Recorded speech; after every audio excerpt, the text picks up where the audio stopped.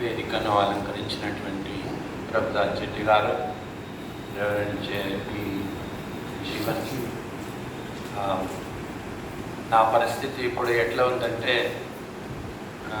IPL T20 cricket match ఉన్నట్లుంది. Reverend Sajeevan గారు 15 ఓవర్లు తీసుకున్నారు డాక్టర్ విలియం కెరీ గురించి, కానీ నా దగ్గర ఉండేది 5 ఓవర్లే. ఈ 5 ఓవర్లో మళ్ళీ నేను రిపీట్ చేయడానికి లేదు. 30 మార్కులు వచ్చిన చాలా అవసరం లేదు. ఈరోజు రెవరెండ్ చెట్టి గారు మరియు ఇతరులు ఈ డాక్టర్ విలియం కెరీ వారి యొక్క జన్మ దినోత్సవ సందర్భంగా ఇలాంటి ఒక సమారంభాన్ని ఏర్పాటు చేయడం డాక్టర్ సజీవన్ గారు చెప్పారు అప్పుడే ఎంతో చేయాల్సింది అని. నేను ముఖ్యంగా వారు చెప్పినటువంటి విషయాలన్నీ మళ్ళీ నేను రిపీట్ చేయను. వారు భారతదేశానికి వచ్చినప్పుడు ఈ క్రైస్తవుల యొక్క పరిస్థితులు ఎలా ఉన్నాయి, రాజకీయ పరిస్థితులు ఎలా ఉన్నాయి, మరి మిషనరీస్ యొక్క ప్రభావం భారతదేశం మీద ఎంతవరకు ఉండింది అనేది చాలా క్లుప్తంగా వివరిస్తాను. ఇంగ్లాండ్లో ఉన్నటువంటి పరిస్థితులు 1792లో వాళ్ళ భారతదేశానికి వచ్చినప్పుడు ఇంగ్లాండ్లో ఉన్నటువంటి పరిస్థితులు. ఇంగ్లాండ్లో బాప్టిస్ట్ చర్చ్ ఒక సంస్థ యొక్క సువార్త బోధనాన్ని ప్రపంచ నలుమూలలకు వ్యాపింపచేయాలనేది ఒక తపన ఎక్కువ ఉంది. 14, 15, 16 శతాబ్దంలో ఈ ఇంగ్లాండ్ రాజులందరూ కూడా పోపుకు వ్యతిరేకంగా వెళుతూ ఆంగ్లికన్ చర్చ్ ప్రారంభించినారని మనకు చరిత్ర చెబుతుంది. తదనంతరం జరిగినటువంటి విషయాలు కూడా మనకు తెలుసు. ఇక్కడ కెరీ గారు, విలియం కెరీ గారు భారతదేశానికి వచ్చినప్పుడు సజీవన్ గారు చాలా చక్కగా చెప్పారు. Is the father of the modern missionaries, పితామహుడు. అత్యాధునికమైనటువంటి కాలంలో సువార్త బోధకులకు ఒక పితామహుడు విలియం కెరీ అనడంలో, గొప్ప వ్యక్తి అనడంలో అతిశయోక్తి లేదు. వారు చెప్పారు, expect great things from God and attempt great things from God. ఇదే చెప్పారు. ఈ ఇంగ్లాండ్లో ఈ ఒక బాప్టిస్ట్ యొక్క పరిస్థితిని వాడు చర్చిస్తున్నటువంటి సందర్భంలో భారతదేశానికి వెళ్ళాలి, స్వార్థ బోధకులు భారతదేశానికి వెళ్ళాలి అన్నటువంటి ఒక తపన ఉన్నప్పుడు ఈ బాప్టిస్ట్ వాళ్ళందరూ కలిసి అప్పుడు ఒక మీటింగ్ ఏర్పాటు చేశారు.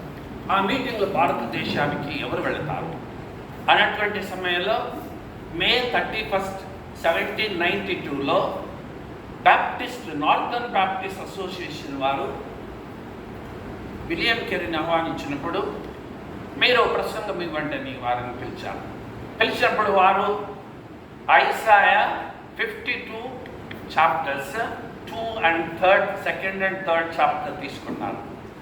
మొట్టమొదటి వాక్యం వారు చెప్పడం, నీ గుడారపు స్థలములను విశాలపరచుము, నీ నివాస స్థలములను తెరలు నిరాటంకముగా సాగనిమ్ము, నీ తాళ్లను పొడువు చేయము. తన హృదయమును రగులుతున్నటువంటి ఆవేదనను విలియం కెరీ ఆ బాప్టిస్ట్ సంఘానికి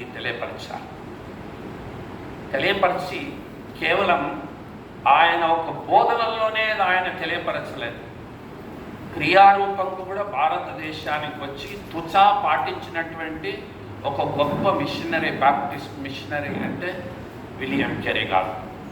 సరే, బాప్టిస్ట్ మిషన్ అప్పుడు భారతదేశానికి రావడానికి వారందరూ కూడా ఒప్పుకున్నప్పుడు 14 మంది బాప్టిస్ట్ మిషనరీస్ను 1793 భారతదేశానికి బయలుదేరారు.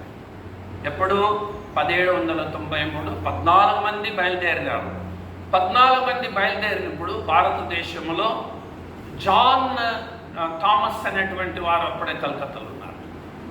కలకత్తాలో ఉన్నప్పుడు వీళ్ళందరూ కూడా కలకత్తా వచ్చినప్పుడు George Rowland, Simon Pace, John స్టాఫ్కింగ్, ఆండ్రూ ఫుల్లర్, విలియం కెరీ వీరినందరినీ కూడా థామస్ గారు మిషనరీగా కలకత్తా అభిషేకించారు.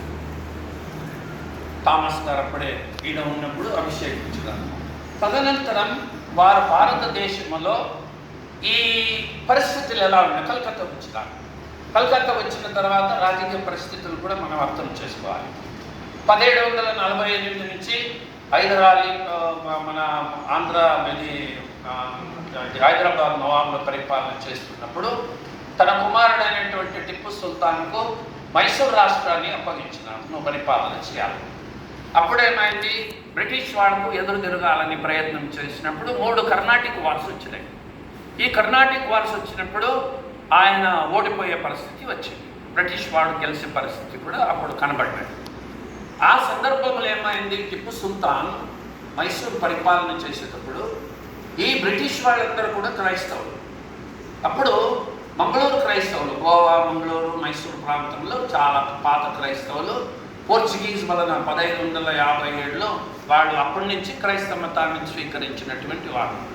వారిని ఏం చేశాడు, మీరు కూడా క్రైస్తవులు కదా, నా రాష్ట్రంలో జరుగుతున్నటువంటి, నా రాజ్యంలో జరుగుతున్నటువంటి రహస్యాలను మీరు బ్రిటిష్ వాళ్ళకు చెప్పారు, అందువలన నేను మిమ్మల్ని అందరినీ కూడా శిక్షించాలన్నటువంటి పర్సిక్యూషన్ ఆఫ్ కొంకణి క్రిస్టియన్స్ అనేది ఉంది. 1748 నుంచి 1790 వరకు ఉంది పర్సిక్యూషన్స్. అప్పుడు మంగళూరు నుంచి ఈ క్రైస్తవులందరూ కూడా మైసూరు పిలుచుకొని వచ్చినట్టు టిప్పు సుల్తాన్.